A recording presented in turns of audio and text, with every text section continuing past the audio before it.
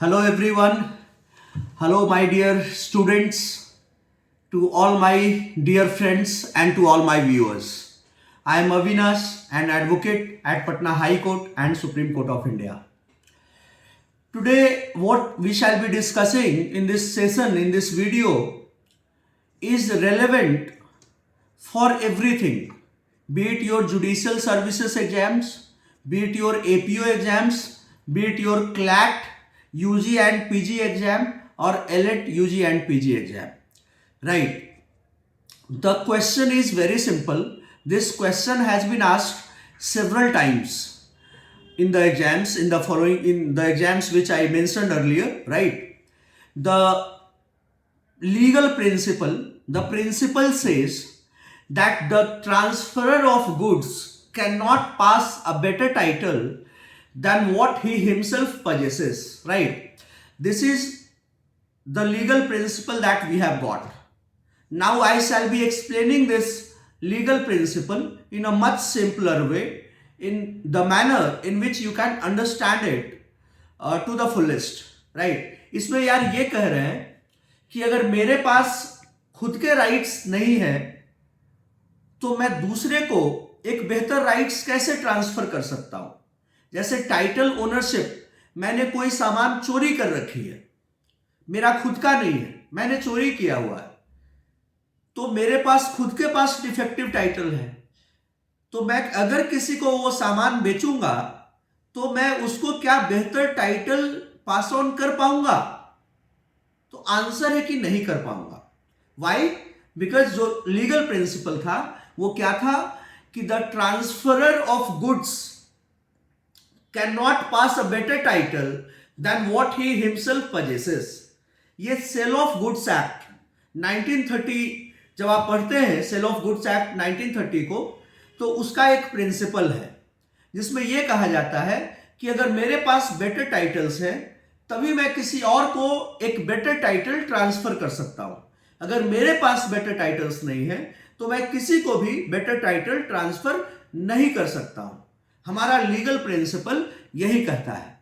Alright, हमारा legal principal यही कहता है। अगर of course if I am the owner of this mobile phone और इस मोबाइल फोन को बेचना है मुझे, I can pass on a better title. लेकिन अगर ये मोबाइल फोन मैंने खुद चोरी कर रखा है तो मैं अगर किसी और को बेचूंगा तो जब मेरे पास ही इसका ओनरशिप नहीं है, मेरे पास इसका टाइटल ओनरशिप नहीं है, तो मैं किसी और को एक बेहतर टाइटल कैसे ट्रांसफर कर सकता हूं? राइट, यही आपका लीगल प्रिंसिपल है, यही आपका लॉ का पॉइंट है। अब क्वेश्चन क्या कहता है आप सुनिएगा। The question is that X sells a stolen bike to Y, Y buys it in good faith. X जो है वो चोरी किया हुआ बाइक वाई को बेचता है। एक्स एक चोरी किया हुआ बाइक वाई को बेचता है। Y buys it in good faith, Y उस बाइक को गुड फेथ में खरीदता है। As regards to the title of the bike, which of the following derivations is correct? Option क्या सही होगा? तो इसका सीधा सा ऑप्शन है, जैसा कि मैंने आपको लॉ का पॉइंट समझा रहा था, लॉ का कॉन्सेप्ट बता रहा था ट्रांसफरर वाला, तो उसमें साफ साफ ये था कि अगर मेरे पास टाइटल सही नहीं है तो मैं एक सही टाइटल ट्रांसफर नहीं कर सकता हूं। तो इसके चार ऑप्शंस हैं। पहला है the real owner can not get back the bike from Y. दूसरा है Y will get no title as transferor's title was defective. C है Y will get a good title as he is a bona fide buyer. D है Y will get good title as he has not committed any wrong stolen the bike. Option B will be the right option as it says that Y will get no title as transferor's title was defective.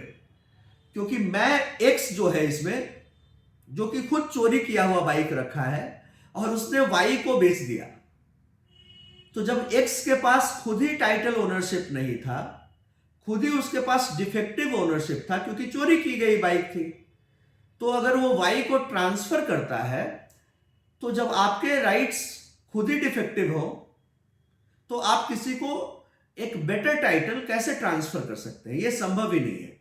So here the option B will be the right option.